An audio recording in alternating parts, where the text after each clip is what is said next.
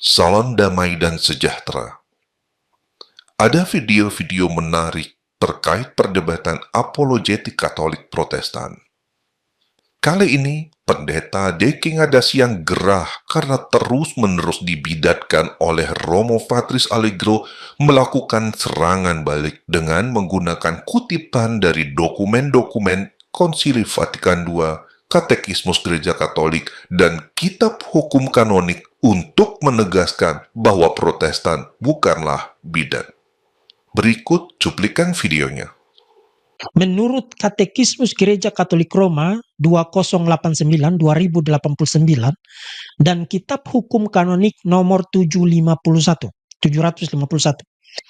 mengatakan mendefinisikan bidat sebagai orang yang dengan sengaja menolak ajaran yang diterima oleh gereja, dan yang dimaksudkan gereja di situ adalah Gereja Katolik Roma, setelah dia menerima sakramen baptisan. Yang disebut sebagai bidat adalah individu, bukan gereja, bukan kelompok, bukan kolektif, bukan komunitas, tapi individu. Dan individu itu harus sudah menerima baptisan. Dan yang ketiga, baptisan yang dimaksud adalah baptisan di dalam Gereja Katolik Roma. Tetapi mereka yang sekarang lahir dan dibesarkan dalam iman akan Kristus di dalam jemaat-jemaat itu tidak dapat dipersalahkan dan tidak dapat dianggap berdosa karena memisahkan diri. Jadi menurut Vatikan II, gereja-gereja yang ada saat ini itu tidak dapat disalahkan. Kesulitan dalam memberikan jawaban adalah hal yang mendalam. Pada akhirnya hal ini disebabkan oleh fakta bahwa tidak ada kategori yang sesuai dengan pemikiran Katolik untuk fenomena Protestanisme saat ini. Hal yang sama dapat dikatakan tentang hubungan dengan gereja-gereja yang terpisah di Timur. Jelas bahwa kategori lama mengenai heresi atau bidat tidak lagi memiliki value. Bagi kitab suci dan gereja awal, heresi mencakup gagasan tentang keputusan pribadi yang menentang kesatuan gereja, dan ciri khas heresi adalah pertinasia, ya, orang yang keras kepala. Namun, hal ini tidak dapat dianggap sebagai deskripsi yang tepat untuk situasi spiritual Kristen Protestan. Mungkin kita dapat membalik ungkapan dari Santo Agustinus bahwa sebuah perpecahan lama menjadi heresi. Perjalanan waktu sendiri mengubah karakter sebuah perpecahan, sehingga perpecahan lama adalah sesuatu yang secara esensial berbeda dari perpecahan yang baru. Sesuatu yang pernah dengan benar dikutuk sebagai bidat tidak dapat lagi semata-mata dianggap benar sekarang atau di kemudian hari. Dulu itu Protestan itu dikutuk sebagai bidat, tapi sekarang sudah tidak bidat lagi. Kesimpulannya tak terelakkan, Protestanisme saat ini bukanlah bidat dalam arti tradisional, melainkan fenomena yang tempat teologis yang sebenarnya belum ditentukan. Saudara lihat di screen sekarang, ini adalah new commentary on the Code of Canon Law. Sebelum Konsili Vatikan II, konteks kanonik untuk pelanggaran ini, maksudnya tentang heresi ini, adalah reformasi Protestan, yaitu kesalahan dan perpecahan yang dikaitkan dengan peristiwa-peristiwa abad ke-16 tersebut. Jadi sekarang konteksnya adalah ekumenikal. Konsep heresi, apostasi, skisma harus dipahami dalam kerangka persekutuan. Sesungguhnya istilah heresi, apostasi, skisma tidak lagi digunakan untuk mereka yang lahir dan dibaptis di luar persekutuan yang kelihatan dengan Gereja Katolik Roma. Bang! Tolong dicatat, di sini saya tidak bermaksud membela Deki Ngadas karena sampai detik ini saya tetap konsisten menyebut gereja-gereja Protestan sebagai bidat dan gereja Ortodoks sebagai skismatik sekaligus bidat. Seperti yang kita lihat dalam cuplikan video tadi, Deki Ngadas cukup baik menunjukkan adanya pergeseran pandangan dalam gereja Katolik. Gereja Katolik yang pada Konsili Trente menyatakan gerakan Protestan sebagai bidat, kini setelah Konsili Vatikan II tidak lagi menyebut mereka sebagai bidat. Apakah ini cuma bahasa pastoral untuk membungkus doktrin yang tetap sama? Jika kita melihat buah-buahnya, ini bukan sekedar perubahan wajah pastoral, tapi memang ada pergeseran doktrin.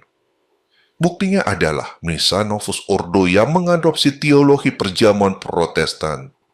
Begitu juga masuk dan berkembangnya gerakan pembaharuan karismatik ke dalam gereja Katolik.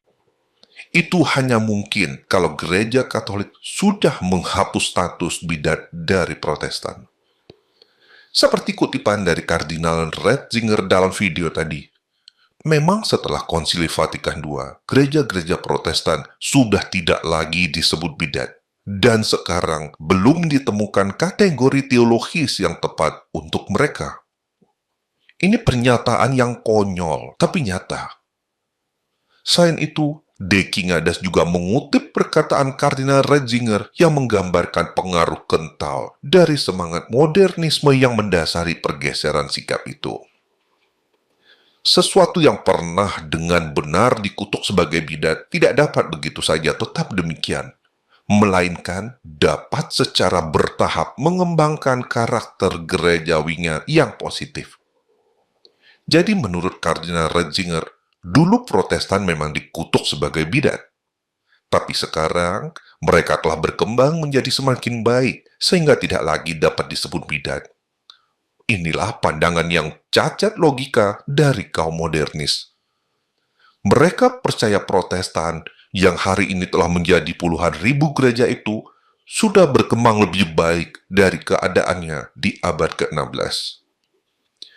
Sebenarnya bukan Protestan yang berkembang menjadi semakin baik, tapi gereja Katoliklah yang menjadi semakin buruk karena tidak lagi setia pada ajaran iman para rasul demi semangat ekumenisme Konsili Vatikan II. Akibatnya, apa yang dulu salah kini dibenarkan. Atau sebaliknya, apa yang dulu benar kini dianggap salah. Apakah ini sekedar perubahan pastoral? Sama sekali tidak. Itu adalah perubahan doktrin gereja konsili yang sedang berjalan menuju kemurtatan. Sementara Romo Patris Allegro menanggapi dengan mengatakan, Konsili Vatikan II tidak menghapus pernyataan doktrinal Konsili Trente yang telah menyatakan Protestan sebagai bidat dan tetap berpandangan bahwa hanya di gereja Katolik terdapat kepenuhan rahmat keselamatan. Itu tidak salah. Tapi justru menunjukkan salah satu penyesatan penting dari Konsili Vatikan II, yaitu ambiguitas teks. Apa yang dikatakan De Kingadas berdasarkan teks-teks Konsili Vatikan II yang dikutipnya bahwa Protestan tidak lagi disebut bidat, itu benar. Dan pernyataan Romo Patris Allegro bahwa Konsili Vatikan II tidak menghapus keputusan Konsili Trente dan menyatakan hanya di gereja Katolik terdapat kepenuhan rahmat keselamatan, itu juga benar.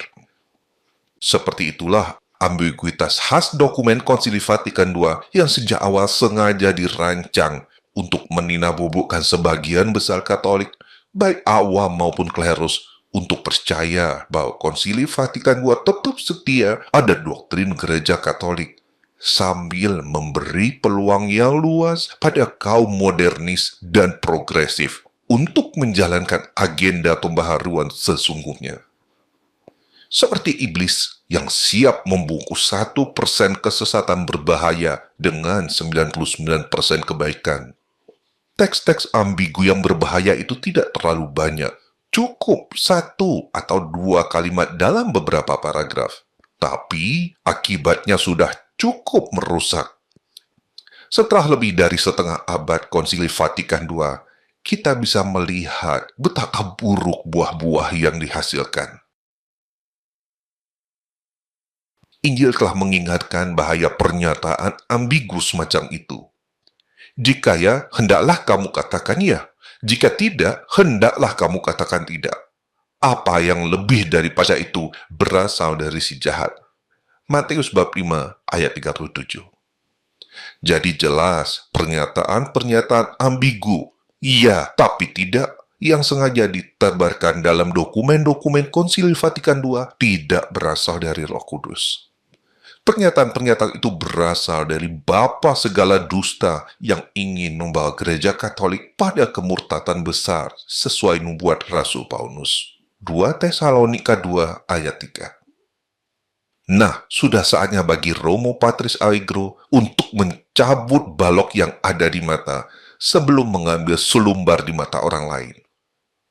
Balok itu adalah Konsili Vatikan II yang selama 6 dekade telah merusak gereja Katolik secara bertahap dan membawanya pada kemurtatan.